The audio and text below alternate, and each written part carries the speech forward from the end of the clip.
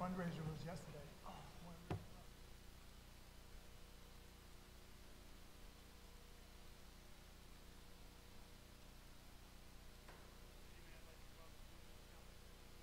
Order for Monday, May 21st, 2018. Clerk Borling, please call the roll. Commissioner Anderson. Commissioner Cooney. Present. Commissioner Cunningham. Here.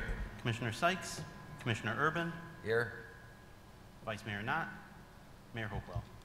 Present. May we have a motion to excuse Commissioners Anderson, Knott, and Sykes? So moved. Moved by Commissioner Cooney, supported by Commissioner Cunningham. All in favor say aye. Aye. Opposed, same sign. Motion carried. For our opening ceremony this evening, we will have an invocation by Dan Sherman, Executive Director of Love Kalamazoo today. I ask that you stand for the invocation and remain standing for the Pledge of Allegiance. Dan.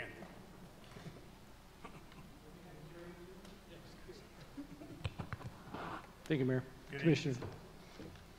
Father, we thank you so much for this great rainy day that will catch us up for Mayflowers and the moisture in the sun. Thank you for Jesus' teaching that reminds us to respect authority over us. So we pray for the health and safety of our council and their families and friends. We thank them for the time and talents that lead our city, and we vow to work with them for a greater tomorrow for our kids. It was Jesus that taught us how to love our neighbors as he loves us. Every one of us on this planet is precious life in his eyes. Jesus also taught us that the Father God is the judge and we are not. We have a plank in our eye and are to work on our own lives to become more like Jesus and never bring out the sliver in anyone else's.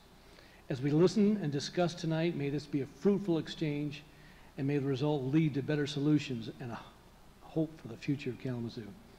In Jesus' name we pray, the only one who lived a perfect life on earth. Amen. Amen.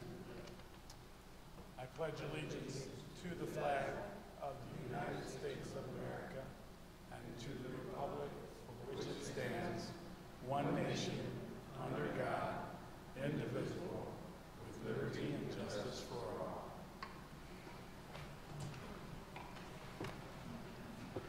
We are at item number C, the adoption of the formal agenda. Commissioners, do you have any changes? Hearing none, anyone in the audience wanting to comment on items under F, the consent agenda, that item will need to be moved to the regular agenda. If you have such an item, please indicate at this time. Hearing none, Communications Manager Chamberlain. None tonight, sir. Thank you. Item E, I will now open a public hearing to receive comments on an ordinance to rezone 713 Simpson Street from Zone M1, Manufacturing Limited District, to Zone RM-15, Residential Multi-Dwelling District. Anyone wanting to speak on this item, please step forward. You'll have 4 minutes. Give us your name and whether you live within the city. Seeing no one, I will close the public hearing. Commissioners, requested action is a motion to adopt the ordinance. Is there a motion? So moved. Moved by Commissioner Cooney, supported by Commissioner Cunningham. Microphone, please. Any discussion? Clerk Borling, please call the roll. Commissioner Cooney. Yes. Commissioner Cunningham. Yes. Commissioner Urban. Yes. Mayor Hopewell. Yes. Commissioner Anderson. Yes. Thank you, Commissioners. Motion carried. The ordinance is passed. We now have the consent agenda. Yes, sir. Manager Chamberlain.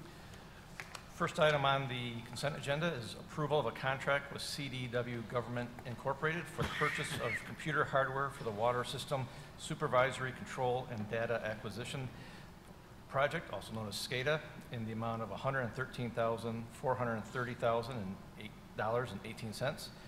Next is approval of a contract with Balkema Construction Incorporated for Henderson Tot Lot improvements in the amount of $159,925.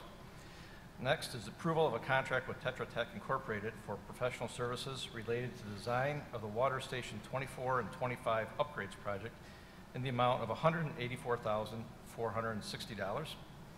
Next is approval of a contract change order and purchase order with Corby Energy Services Incorporated for storm sewer rehabilitation by lining in the amount of $360,000. Next is approval of a contract change order and purchase order with Monoform LLC for manhole rehabilitation by lining in the amount of $520,000. Next is approval of a contract with Chicago Bridge and Iron for the construction of Station 22 elevated water storage facility in the amount of $4,106,000. Next is first reading of an ordinance amending Section 13-1 of the City Code of Ordinances addressing nominating petitions for the offices of mayor and city commission. Next is adoption of a resolution approving the Third Amendment to the City of Kalamazoo's revised Brownfield Plan, implemented and recommended for approval by the City of Kalamazoo Brownfield Redevelopment Authority following a public hearing before the Brownfield Redevelopment Authority. I just want to make a note on that one that at your next meeting, the first meeting in June, we will be having a full presentation on this topic. Next, adoption of a resolution setting the annual fees for medical marijuana facility operating permits. Next is adoption of a resolution granting a payment in lieu of taxes for the VOK Limited Dividend Housing Association, LLC, for Village of Kalamazoo Apartments pursuant to Section 35-4 of the Kalamazoo City Code. This resolution will replace Resolution 17-47, which previously approved a pilot for the Lift Foundation. Next is approval of the following appointments to boards and commissions. The appointment of Mary Claire Griffith to the Environmental Concerns Committee for a term expiring January 1, 2021. The appointment of Pale Tinai to the Parks and Recreation Advisory Board for a term expiring on January 1, 2021. And finally, approval of the minutes from the City Commission meetings on April 21 and May 7, 2018. That is all. Thank you, Mr. Manager. Commissioners, the requested action is a motion to approve the consent agenda and authorize the city manager to sign all documents on behalf of the city. Is there a motion? So moved. Moved by Commissioner Cooney, supported by Support. Commissioner Cunningham. Clerk Worling, please call the roll. Commissioner Cunningham. Yes. Commissioner Sykes. Yes. Commissioner Urban. Yes. Mayor Hopewell. Yes. Commissioner Anderson. Yes, but with the exception of abstaining on item F10, as I have a volunteer relationship with that organization. Commissioner Cooney. Yes. Thank you, Commissioners. Motion carried. The regular agenda, Mr. Manager? Sure. First item on the regular agenda is approval of a contract with SWT Excavating Incorporated for the 2018 lead services replacement project in the amount of $1,963,442.91. And we do have Public Services Director James Baker here tonight to talk just real briefly about the accomplishments that we're having with the lead replacement program and what we anticipate here for 2018. Mr. Good Baker. evening, Mr. Director. Good evening, Your Honor, Deputy City Manager, members of the City Commission. First of all, we'd like to thank you for taking this item into consideration, all the support the Commission has offered over the last several years, general support of infrastructure and the reinvestment of our infrastructure, which is very needed and very critical at this point in our water system. We have some general history of where the lead service program has come when it started. It started in 1992, and we are really starting to kick up the pace of that program starting in 2017. That ability has been realized through additional support, cooperation, coordination, and also with a very generous philanthropic gift to enable that.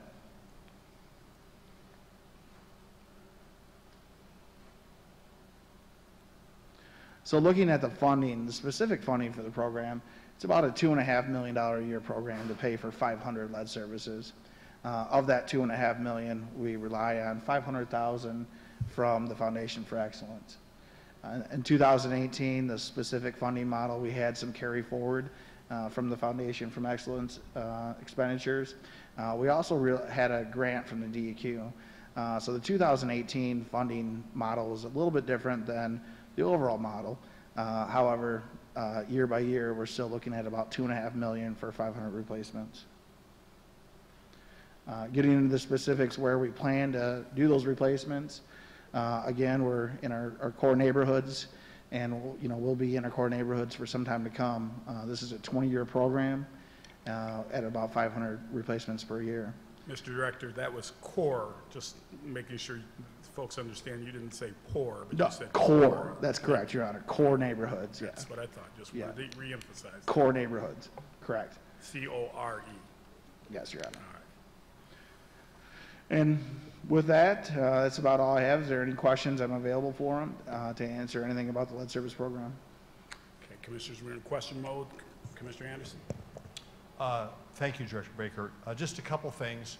I know that the state is poised, seemingly, to create the most restrictive parts per billion standard as it relates to lead in water services in Michigan. I wonder if you just comment a little bit on that. I'm not quite sure whether that's going to pass or not, but what effect that could have on us in our water system, if anything. And I know there's been some discussion about some assistance maybe to help communities, and maybe this MDEQ grant is part of that, but is there any ongoing discussion about helping communities remove, around the state, remove their water, their lead service? And how does that play into all this? Yeah, certainly. So a few questions. I think what you're talking to is a draft legislation from the DEQ concerning, the lead and copper program. The draft legislation that we've seen has many different components, one of which is that new threshold limit. And we've seen that proposed to come down to 10, but maybe it's going to back off to 12. We're not sure where that's going to go. The city of Kalamazoo right now has a lead parts per billion result of about 4. So we're sitting pretty good. There are some additional components of that draft legislation which calls for the removal and replacement of all non-copper services regardless of your level. So most of the draft legislation that we've seen would put that at about a 20 years. So we're at or better than any draft legislation that we've seen. So Kalamazoo is looking very good in terms of any kind of future legislation. In terms of support from state, certainly $1 million grant, that helps. We're very happy to have received that. There's also the Drinking Water Revolving Fund, which we are planning internally to participate in that. Usually the state in the past hasn't come out with new standalone programs. There's existing programs that they want municipalities to participate with. So you'll see us when we prepare and come forward with participation in Drinking Water Revolving Loan Fund, which we are planning, internally at this time to bring something forward. Other questions, Commissioners? Mr. Director, how are streets chosen? Just like, we often, I run into it, why not over here? Why not in my neighborhood? We hear the same thing about why a street is repaired or not, and none of us are experts as to know when a street should be repaired or not. So can you give us an idea just a little bit? Yes, Your Honor. So we're overlaying all the lead service replacements with streets that are at a PASER rating of 3 or 4. That's a PASER rating that you can go 1.5 inches of asphalt on top of it up to 3 inches of asphalt and reinstate that service life. So there's also streets out that are 1s and 0s. We're kind of putting those aside and trying to deal with those separately because those are going to require reconstruction. We have a limited pot of money for local street replacements. We're utilizing about $1 million a year. We've been very well supported with FFE this year. We have $4 million that's going to go into local streets in addition to the $1 million. If we looked at all of our streets, we have about 165 miles of streets that are in condition 3 or 4, and that would be about $16.1 million per year to catch up all the streets. So to answer the question, Your Honor, right now we're looking at streets where we can optimize our workforce and we can get out there and we can take care of lead and the lead pipes in the ground and then come back and overlay that street. So it's a function of street condition and lead service pipes as well. Thank you. Thank you. Any other questions? Thank you, Mr. Director. Thank you. Anyone wanting to speak on this item, please step to the podium. You'll have 4 minutes. Give us your name and whether you live within the city. Seeing no one, Commissioners, the requested action is a motion to approve the contract. Is there a motion? Moved by Commissioner Urban. Support. Supported by Commissioner Anderson. Discussion? Clerk Borland, please call the roll. Commissioner Sykes? Yes. Commissioner Urban? Yes. Mayor Hopewell? Yes. Commissioner Anderson? Yes. Commissioner Cooney? Yes. Commissioner Cunningham? Yes. Thank you, Commissioners. Motion carried. G2, Mr. Manager. Next item is adoption of an ordinance repealing Chapter 6 of the Kalamazoo City Code of Ordinances, which requires the licensure of amusements. Anyone in the audience wanting to comment on this item, please step forward. You will have 4 minutes. Give us your name and whether you live within the city. Seeing no one, Commissioners' requested action is a motion to, there it is, motion to adopt the ordinance. Is there a motion? So moved. Moved by Commissioner Anderson. Support. Supported by Commissioner Sykes. Discussion? Commissioner Anderson? Would the city attorney be so kind as, just for everyone's awareness, give a very, very brief overview of just what exactly is getting done here? Mr. Attorney? Thank you, Mayor. The city ordinance in regard to amusements used to regulate a lot of things, dance halls, bowling alleys, pool halls. The only thing, and there was a change made in the mid-'80s, and the only thing that was really left were pool halls, billiards, and what they call pigeonhole tables, as well as dance halls. And my office works with the clerk's office. He hasn't issued any licenses for those types of amusements in a long, long while. And so there's no sense of having it on the books. Mr. Clerk, you haven't been doing your job? What's going on? Are there any other discussion? Roll call, please. Commissioner Urban, Yes. Mayor Hopewell, Yes. Commissioner Anderson, Yes. Commissioner Cooney, Yes. Commissioner Cunningham, Yes. Commissioner Sykes. Yes. Thank you, Commissioners. Motion carried. Mr. Manager, you have a report this evening? The full manager's report is in the public packet, and that the commissioners all have. I did want to just add on one particular thing also. We just received word today from our contractor that handles all the single-stream recycling, the program that we put into place last October. When we started it, we had about 5,400 customers, if you would, throughout the city participating, and we just passed the 10,000 mark last week. So a lot of people are taking advantage of it. A lot of good work getting the publicity out there, and I think that number is going to just keep growing. Good. That is all. Excellent. Mr. Attorney, you have a report this evening? No, Your Honor. Mr. Clerk, do you have a report? I'm going to ask if there's anything you need to update us on in regards to your putting out the call for those interested in having marijuana facilities in our community. Yeah, I can speak to that. Last Thursday, I released information on when the open application period is going to be for medical marijuana facility permits in the city. And that period is going to be from June 7th to June 28th. The application forms are online, as well as the administrative rules that have been drafted, and a more maybe easy to digest frequently asked questions document. And I guess I don't really have anything to add at this point. If anyone has any questions, I'd be happy to answer them. Mr. Clerk, could you, I've had questions about the lottery that's involved in that. Could you Yes. clarify what that means? And before Sure. you do that, Commissioner Anderson's trying to push his button. Why don't you ask your question too, in case I didn't ask it, and then you can get them all done. That'd be helpful. Just another clarification. There seems to be some confusion about whether where you have to be in the state process to qualify during this 3-week window, and is this 3-week window long enough to coincide with the state process, which is moving very slowly right now? Seems to be kind of jammed up, so how all that's going to work Yeah, together. I think they're related, if I'm not mistaken, the two questions. Yeah, I'll take Commissioner Anderson's question first. So some of the confusion might be coming from the fact that some jurisdictions out there are requiring that applicants for these medical marijuana facilities go through a pre-qualification process with the state first before they go to the local jurisdiction for that approval. The city isn't set up like that. We haven't set up our application process like that. You do not have to have applied to the state first. I mean, if you have, that's fine, but that's not something that we're requiring as a precondition of submitting your application to the city. So, so there isn't anything that you have to do with the state before you make application to us. Regarding the lottery, so the issue, take a step back, the issue is that there is are separation distance requirements that we've built into our zoning code. And the one that is talked about most frequently is the 1,000-foot separation distance requirement between provisioning center facilities.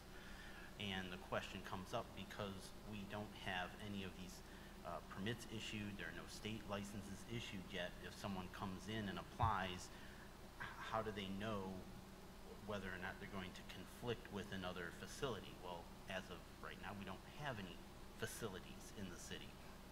So the question becomes then, all right, city, how do you choose when you have applicants, let's say 2 applicants or more, who have proposed facilities that fall within those separation distances, and there would be a conflict. So the question is, city, how are you going to resolve that issue? Now, initially, we had talked about doing a first come, first serve type of approach, and that approach, while it seemed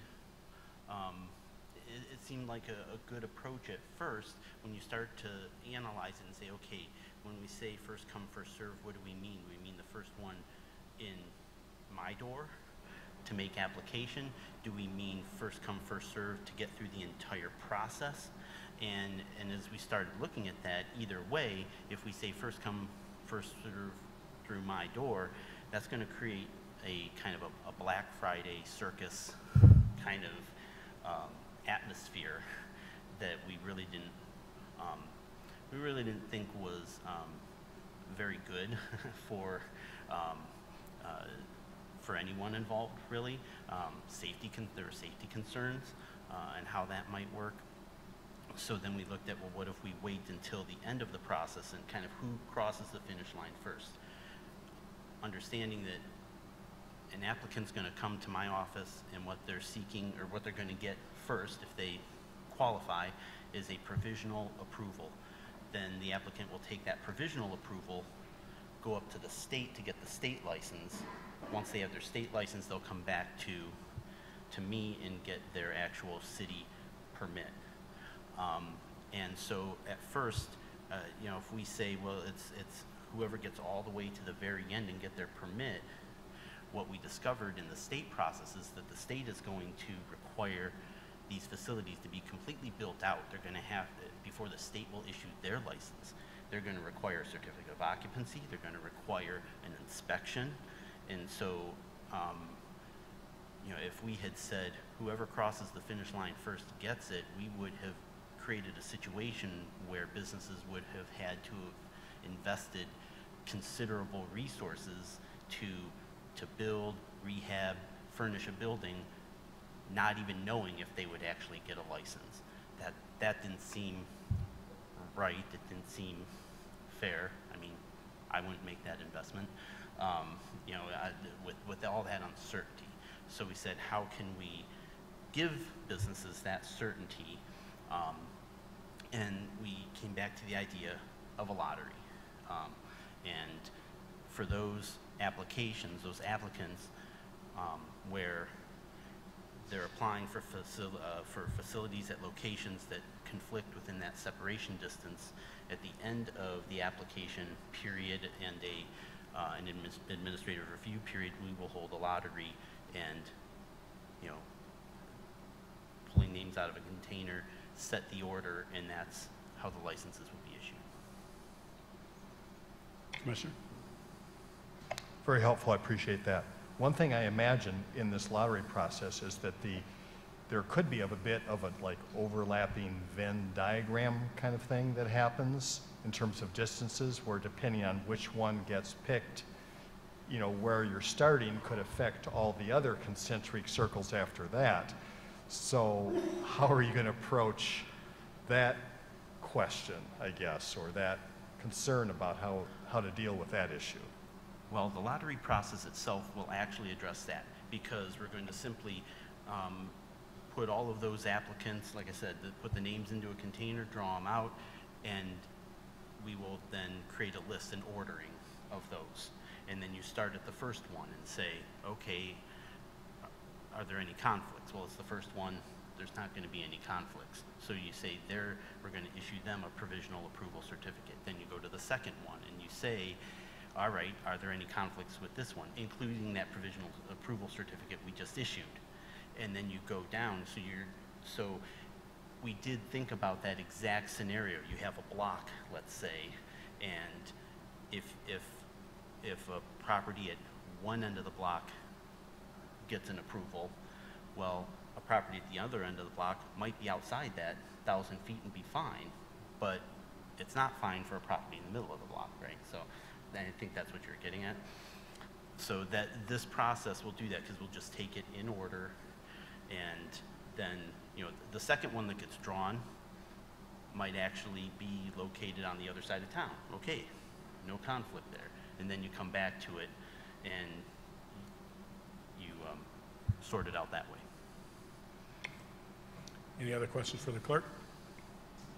Hearing none, we are now at citizens' comments. Any citizen have, did I ask you? Okay. Any citizens wanting to comment on anything this evening? 4 minutes, and give us your name and whether you live within the city. Good evening. I'm Nehemiah Scudder, and I live in area code 49007, which is the central city of Kalamazoo. And I'm concerned that our streets are not safe. We've had drive-by shootings now and then. Our families are falling apart. And I worry that we need to try to do something more drastic than has been done previously.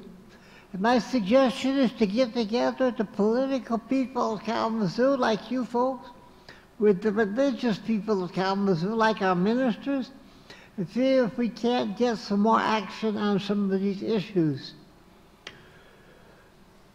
I don't know if it will solve the problem of our streets or our families right away, but we can try.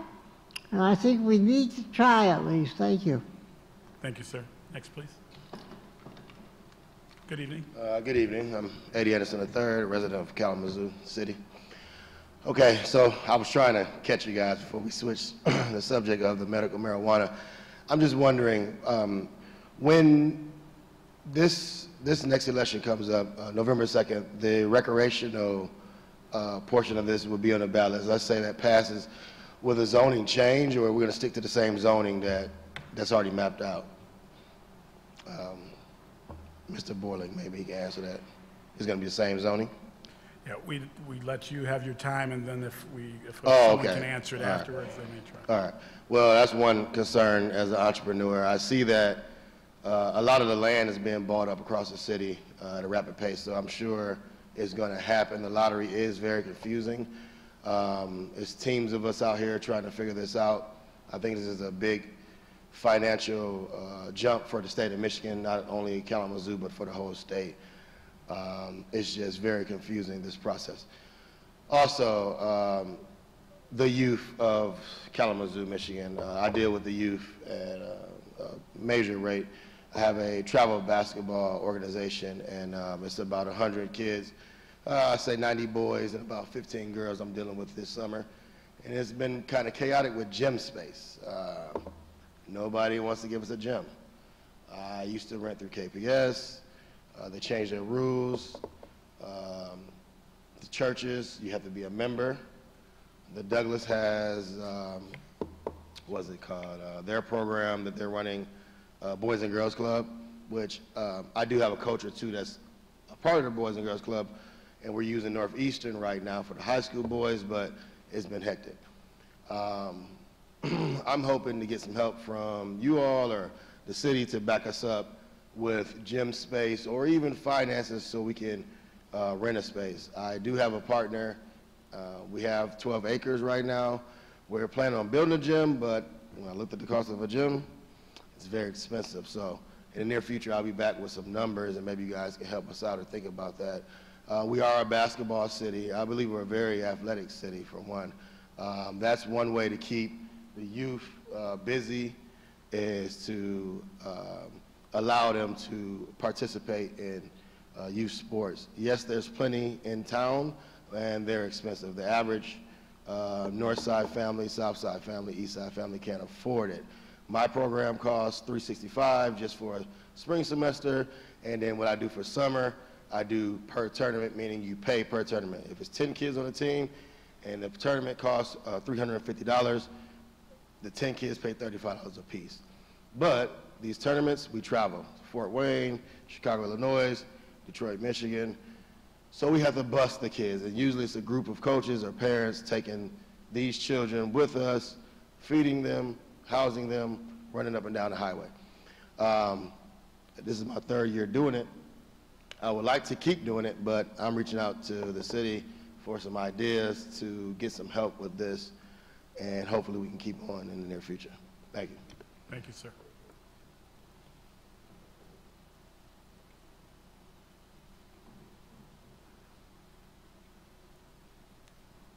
Good evening. Good evening, Commissioners. My name is Gunnar Skaire. I'm a resident of Vine neighborhood. I'm here to respectfully ask for your consideration in saving 200-year-old trees on Locust Street. They have been noted to be removed. There is no need to do that. You already have done a lot of damage to the Vine neighborhood. You can look at Vine Street between Davis and Oak Street. Look at the north side of it.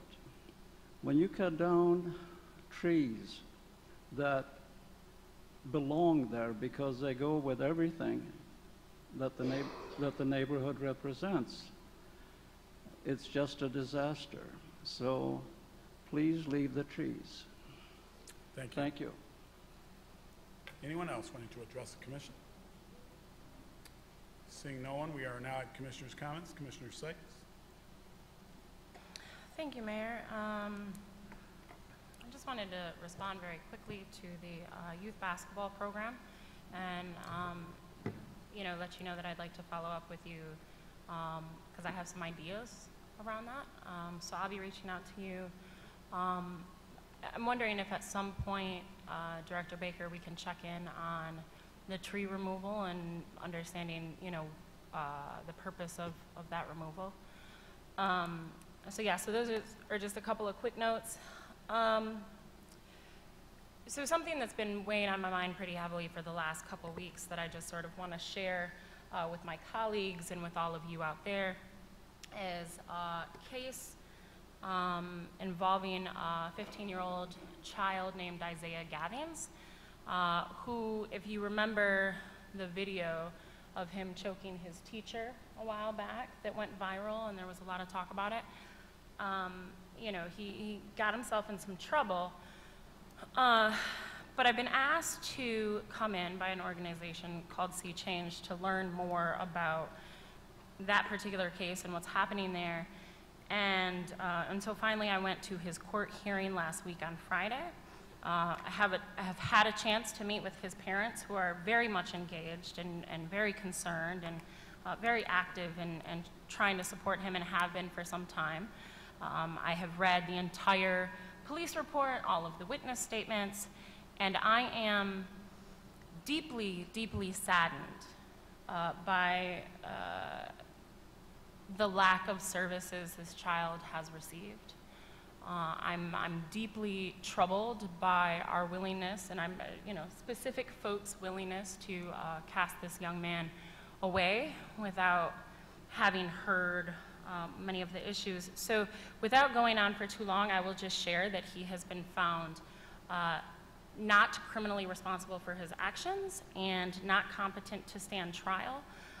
This is not the first time the court-appointed psychiatrists have made these findings, and yet he has a number of convictions on his record and has been locked up in the juvenile system, in spite of the fact that the psychiatrists say that this will actually exacerbate his symptoms. It was recommended that he be given medication for his mental health disorder back in 2014, and 4 years later, he has not received that medication. Final findings are also that his behavior that we saw in the video is a direct result of his disorder. He's also got a couple of learning disabilities, and so his level of understanding is that of a 9-year-old at this point. I saw him, he's a kid, He's a baby. And so there are a number of people advocating for him right now. But, you know, without calling out folks involved in this, that may come at a later date, there is a push to sentence him, charge him as an adult, and sentence him to 10 to 15 years in prison. Again, I reiterate, this is a 15-year-old child who has not been given medication for his disorder, who is not competent to stand trial, and who is not criminally responsible for this act or many before. They are a direct result of his mental health disorder. So I want to share that and asking that we all just pay a little bit more attention, find out what we can, understand that this didn't end with the viral video, and there's a lot of stuff going on right now, and you know, I will be involved in learning more and finding out good ways to support, and I hope everybody else will too. Thank you. Thank you, Commissioner. Commissioner Anderson. Commissioner Cooney. Just a couple of things. First of all, the Kalamazoo Literacy Council is doing a tremendous job here. We know that people have to read in order to get a job, in order to deal with their medical problems, in order to help their kids, and the Kalamazoo Literacy Council is doing a terrific job helping them. I just want to mention that they're having their annual meeting next Thursday, the 31st at 5 o'clock at the medical school to talk about all the things that they're doing and the struggles that are ahead. So that's one thing. Secondly, I hope we can find a way to save 100-year-old trees. Thirdly, thank you for what you're doing with youth. I totally agree with you that sports and basketball is a tremendous way to help these young people and get them in positive situations. I don't know gyms, but I see Director Sean back there, and he might have some ideas on gyms that might be available to you. Thank you, Commissioner. Commissioner Urban.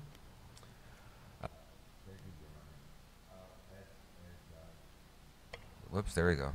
As you were speaking, Commissioner Sykes, about this young man, I was reminded of something that I heard at a training session for all the Kalamazoo public school teachers.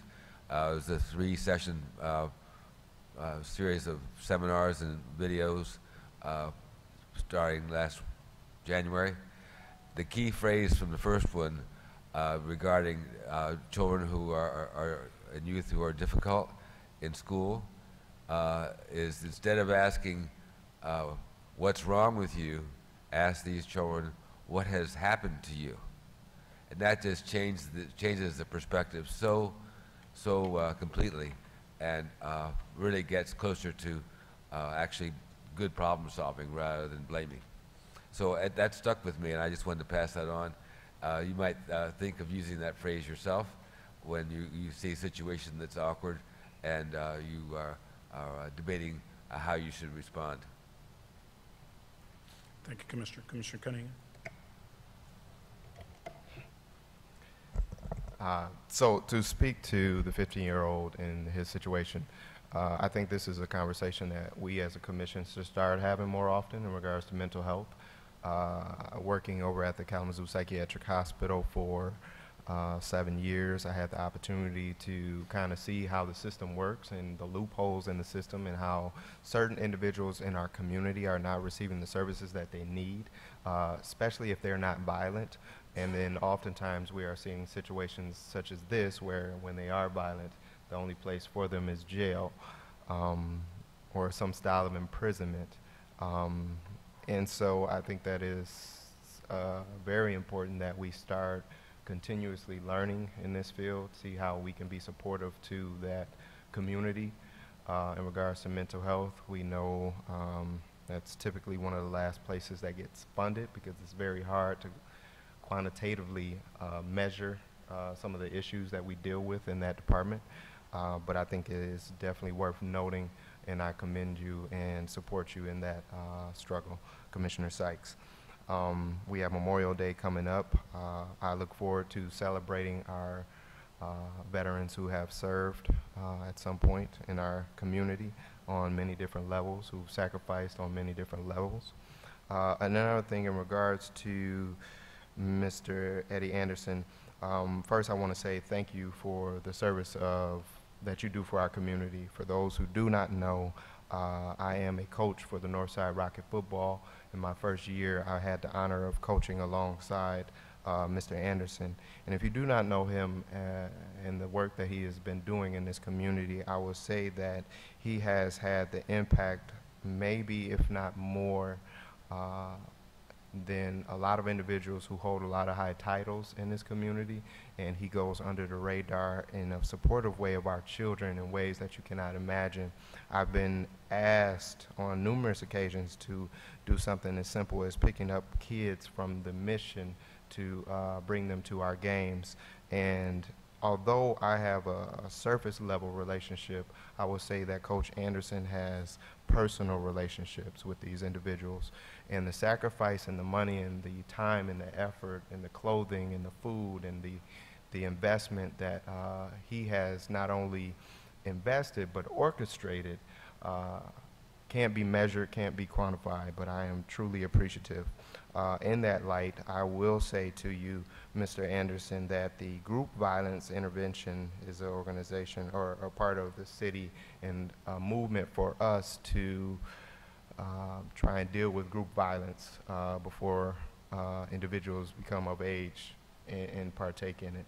And I know they have a meeting this Wednesday at Mount Zion, I believe, at 4 o'clock. Coach Hill, I recently ran into him at an initiative that I have made known to my colleagues. We are organizing, and I'm sure you know this, but I'm just going to repeat it.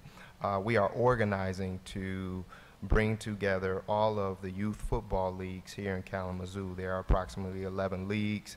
They are part of 11 teams. They are part of 4 different leagues. One league is here in Kalamazoo. The other 3 are in Grand Rapids, Battle Creek, and I'm not sure of the other. But this is unacceptable, and if you do not know the history of Kalamazoo and a lot of the violence that we deal with in our community, you will, if you follow it, you will understand that there's a north side versus south side division. There's a north side versus east side division, an east side versus south side division. And as these children get older, they partake in violence that finds basis in this ideology.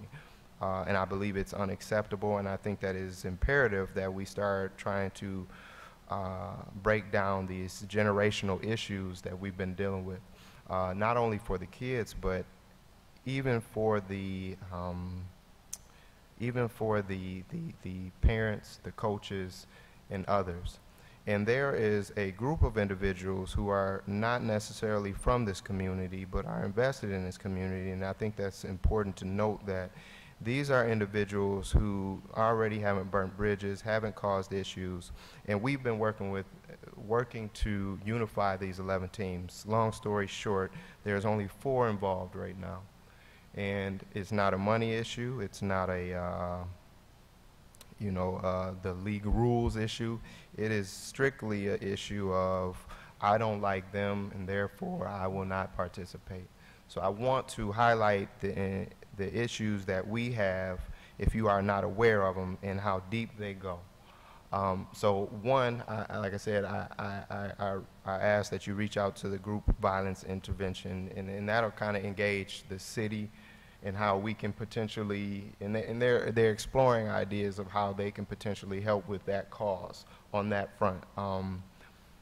And then 2, I would say reach out to Director Fletcher, as he is over the Parks and Recs, and we have seen a lot of expansion in our programming and focus on our children, and that's a part of our task as we approach generational poverty issues, is how do we break these bonds that our children are in. And I think that acknowledging that it is easier to mold a child at a younger age than to try and grapple these individuals as an adult. And so, once again, reach out to the head of Parks and Recs, Director Fletcher, and I believe that he will be more than willing to work with you to try and figure out some solutions on a lot of different fronts and areas that I think you have firsthand knowledge to. And I think that is all for my notes. Thank you, Your Honor. Thank you, Commissioner. I have a couple of quick things. I couldn't say it any better than you said regarding Mr. Anderson and his work. Appreciate it. You had asked a question about the legalization of marijuana that may occur in November. Until something happens, we don't know how we're going to respond. And keep in mind, there's still a few choices. It may not be on the ballot. The legislature could take it up, and then they can form certain rules. So until some of that happens, we don't have a lot of answers for you at this point in time. And then I do want to recognize that it is Public Services Week, if I'm not mistaken. And those are all our folks that are out dealing with those lead lines and our sidewalks and our streets and those potholes, and we want to recognize their work during this week. It is also EMS Week, and as now that I am once again a paramedic, I want to remind you to, when you see a paramedic out there, give them a hug, along with our public services folks during their week. And not just paramedics, but our public safety officers, our medical first responders, and we have EMTs and all those folks that are out taking care of us in emergencies every single day. So we appreciate both of these public servants divisions that work in our city. And that is all that it was Bike Week last week, and we had a lot of activities going on in this community regarding Bike Week. Didn't see any of you out with me on the mayor's ride, getting all wet and everything. I missed you all, every single one of you. But I know you'll be there next year, because that'll be my last Bike Week mayor's ride. So I'm assuming all the commissioners will want to come out and ride during my last one. We are now on item N, closed session. We have a request to go into closed session to consider materials exempt from disclosure by state or federal statutes. Is there a motion to go into closed? So moved.